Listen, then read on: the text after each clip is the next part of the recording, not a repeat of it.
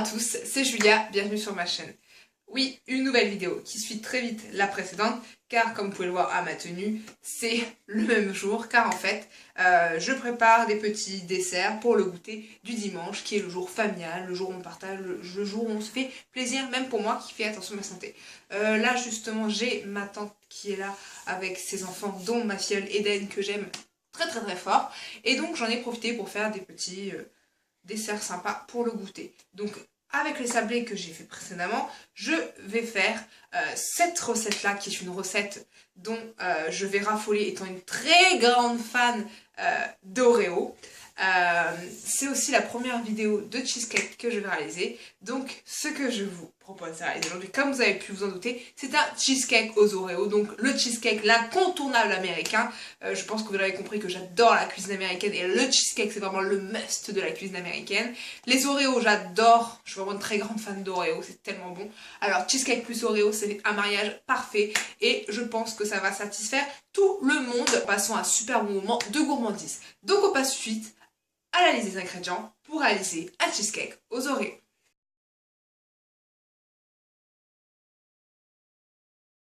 Pour réaliser un cheesecake aux Oreos, il nous faut 500 g de fromage frais type Philadelphia, 7 feuilles de gélatine alimentaire, 100 g de beurre, 600 g de crème fraîche épaisse, 110 g de sucre, 250 g de biscuits aux pépites de chocolat.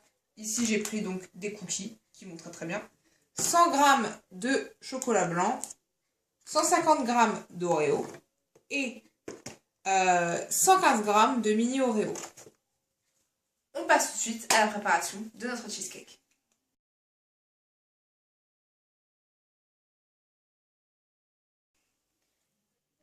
Donc tout d'abord vous allez prendre vos cookies, donc vos biscuits au chocolat, après vous prenez aux pépites de chocolat, vous prenez un peu ce que vous voulez, mais les cookies c'est l'idéal, et vous allez les casser en morceaux, grossièrement, et les mettre dans un mixeur comme ceci pour avoir des miettes qui sera donc la base de votre cheesecake. Donc là j'ai mis en morceaux mes cookies comme vous pouvez le voir, et je mixe.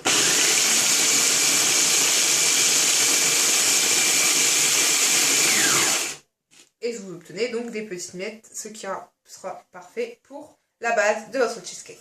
Une fois bien mixé, vous allez faire fondre votre beurre comme ceci, et venir le rajouter dans le mixeur, tout doucement, pour former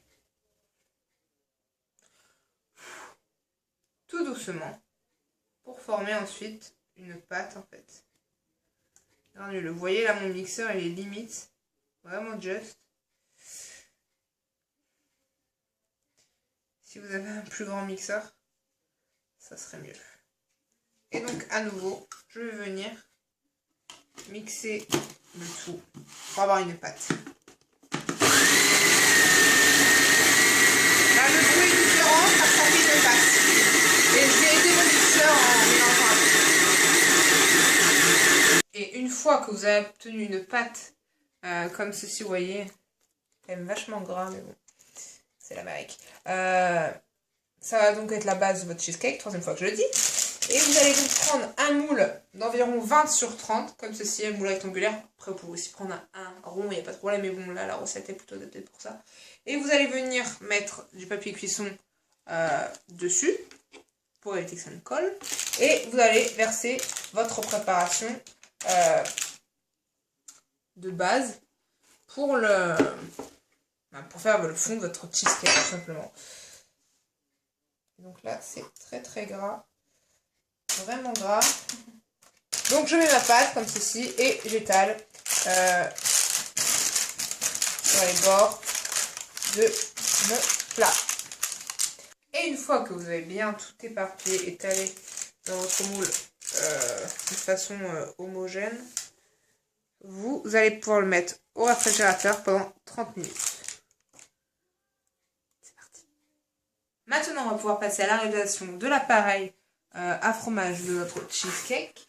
Vous allez donc mettre vos 500 g de fromage frais type Philadelphia, Saint-Moré, etc. Ça fait beaucoup, mais c'est normal, vous inquiétez pas, ça se trouve comme on dit, le cheesecake c'est quand même bien sûr un gâteau au fromage. Alors s'il n'y a pas de fromage, ça sert à rien. Dans le cheesecake, il y a très peu de gâteaux. J'adore les cheesecakes, je vais souvent dans les salons de thé avec une amie en manger. Et on adore vraiment ça, donc c'est un plaisir pour moi de réaliser cette recette aujourd'hui. Donc voilà, mes 500 g de fromage frais. Je rajoute ensuite...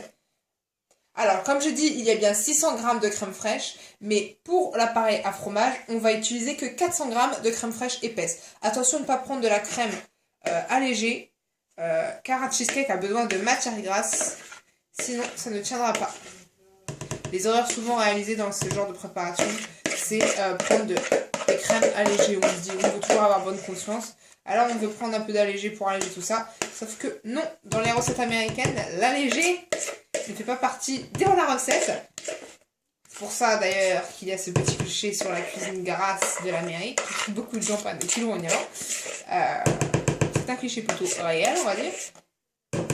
Pas d'allégé, sinon pas de gâteau. C'est pareil dans les glaçages comme dans le carrot cake. Pas d'allégé, sinon pas de gâteau. Donc voilà ma crème fraîche. 400 g, pas tout. Et donc ensuite, mes 110 g de... J'ai oublié aussi de vous le dire. Mais avant de mixer, vous allez faire fondre votre chocolat blanc, vos 100 g. Et une fois fondu, vous allez les ajouter à la préparation. Un petit peu de gras en plus, n'est-ce pas? Enfin bon, c'est pas grave. On se fait plaisir. C'est qu'une fois. Allez. Une fois que vous avez tout mis dans votre plat, il suffit de battre au batteur électrique. Vitesse moyenne.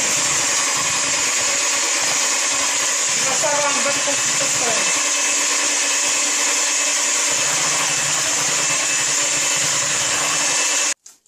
Une fois que vous avez bien mélangé votre glaçage, vous allez pouvoir prendre vos 7 feuilles de gélatine que vous pouvez remplacer par de la gélatine en poudre, même si ça ne va pas être la même façon de le faire, ce sera de l'eau bouillante, et venir les mettre dans de l'eau froide et attendre un petit peu histoire qu'elles se gélifient.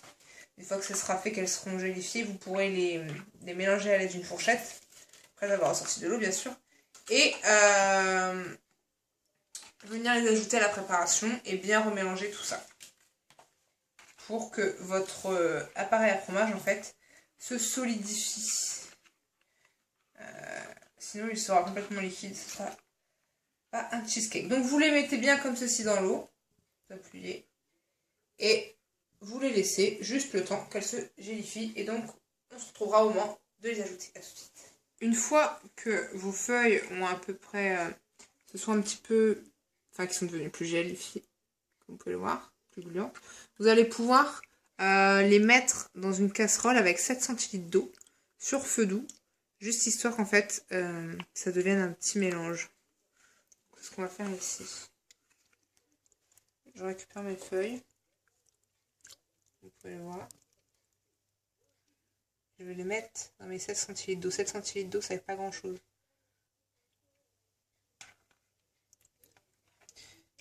Et ce que vous allez mettre là dans la casserole, vous l'incorporerez directement dans la préparation. Je laisse ça bouillir un petit peu tout en remuant. Donc je remue pour avoir un petit liquide, juste ce qu'il faut. Vous voyez, il y a une petite couleur quand même. Et je vais pouvoir incorporer ma gélatine au reste de la préparation de l'appareil à fromage. Donc j'ai incorporé ma gélatine. Je l'ai versé là dans mon mélange, vous voyez c'est fort liquide hein, là. Là j'ai mélangé, ça a l'air assez bien incorporé, donc je vais laisser comme ça. Et maintenant, un cheesecake aux Oreos ne serait pas un cheesecake aux Oreos sans Oreos. Donc forcément, le clou du spectacle, qu'est-ce qu'on rajoute? Les Oreos, que je vous ai montré tout à l'heure. Là je les ai broyés en petits morceaux, c'est très facile, vous faites avec votre main. Et donc vous les incorporez à la préparation. Quand je dis les Oreos, c'était bien les Oreos de taille normale. Pas les mini, hein, car les mini serviront comme décoration à votre cheesecake. Donc vous mélangez. Pas trop fort, hein, le but c'est pas de les écraser. Et votre appareil à fromage est enfin terminé. Il n'aura plus qu'à le verser sur votre pâte qui a reposé 30 minutes au réfrigérateur. Et c'est ce que nous allons faire tout de suite. C'est parti donc pour le montage du cheesecake. Maintenant, j'ai récupéré ma pâte qui a passé plus de 30 minutes au frais, donc elle est un peu plus durcie, c'est normal. Et je vais venir forcément verser mon appareil à fromage dessus. Par contre c'est lourd, hein, faites attention. Voilà. Il y en a une sacrée couche, hein, comme je vous ai dit. Un cheesecake sans fromage ne serait pas un cheesecake, comme un cheesecake aux oreilles ne serait pas un cheesecake aux oreilles, ce n'est pas d'Oreo. Et donc vous allez verser votre préparation et la lisser, histoire que ce soit joli quand même. Et là en fait, votre cheesecake il est fini, parce qu'après tout ce qu'il vous reste à faire c'est une petite déco toute jolie avec un peu de crème fraîche. Le reste c'est votre crème fraîche en fait. Et les mini Oreo. Mais en fait, c'est dans le fond c'est facultatif. La petite crème fouettée que vous allez faire, elle va quand même rajouter un petit peu de goût. Mais clairement, c'est pas ça le cheesecake. Le cheesecake, il est là. Donc c'est assez rapide comme vous pouvez le voir. Ce qui est chiant, c'est juste qu'il y a un petit temps de frais, forcément. Et moi, comme c'est pour le lendemain, je vais le laisser en fait toute la nuit au repos. Donc il sera bien solide demain. Mais ce sera pas plus mal, j'ai envie de dire. Donc voilà, et maintenant, je lisse. Comme vous pouvez le voir, il y en a une bonne quantité, clairement suffisante. Au moins, on n'en manquera pas. Vaut mieux qu'il y en ait trop que pas assez. Et donc maintenant, c'est parti pour le réfrigérateur à nouveau. Et à nouveau, 30 minutes. Vous pouvez toujours le laisser un peu plus si vous voulez. Moi, ça va rester toute la nuit. Normalement, il ne faut pas trop... pas trop mettre trop longtemps non plus, mais bon, moi c'est pas très grave. Parce que plus vous laisserez, plus ce sera solide. Mais 30 minutes suffisent. Donc c'est parti pour 30 minutes au réfrigérateur. Et on se retrouve à la fin. Donc voilà le résultat du cheesecake. Je suis le lendemain. Et je vais venir avec la crème fraîche restante, les 200 g de crème fraîche restante, la fouetter, donc je l'ai déjà fait préalablement, et le mettre dans une seringue ici qui remplit la chapoche à douille pour faire des petites décos. Donc c'est parti. C'est juste la crème fraîche fouettée, hein, donc il n'y a pas de... Ça va faire comme une chantilly. Sans être une vraie chantilly, c'est juste pour apporter un petit élément de déco, comme ceci. Et je vais venir faire une lobe de mounia, et ça sera tout. Si vous entendez du bruit, c'est normal, je suis déjà en famille, et comme c'est quelque chose que vous devez faire juste avant de servir, c'est normal. Voilà, maintenant je vais venir apporter des petites Oreos pour le reste de la déco. Et c'est déjà la fin de cette vidéo. Voilà le résultat du jour, le cheesecake Oreo, très très joli. Comme vous pouvez voir, j'ai rajouté les mini Oreos, j'ai pas pu le filmer parce qu'il y avait beaucoup de monde, donc je m'en excuse. Mais en fait, j'ai juste décoré avec la crème fraîche comme je vous ai montré et rajouté les mini Oreos que j'avais prévu dans la recette de base à la fin dessus. Donc c'est juste ça que vous avez à faire. Il est très gros, il est très bon, je m'empresse de le déguster en famille et j'ai vraiment trop hâte de faire les Oreos et le cheesecake, j'adore. Donc c'est vraiment une tuerie. Et donc c'est parti pour un très bon moment en famille avec ma petite fille d'amour que j'aime très fort. Je vous conseille vivement de tester cette recette. Tout le monde aime les Oreos et les cheesecakes, ça fait tout le temps l'unanimité. Donc allez-y, faites-vous plaisir, pour une fois, ça vous fera du bien. Donc je vous dis à très bientôt pour de nouvelles recettes sucrées, salées, de breakfast ou de boissons ou des food trotters. Je vous fais plein de bisous, à bientôt, bye.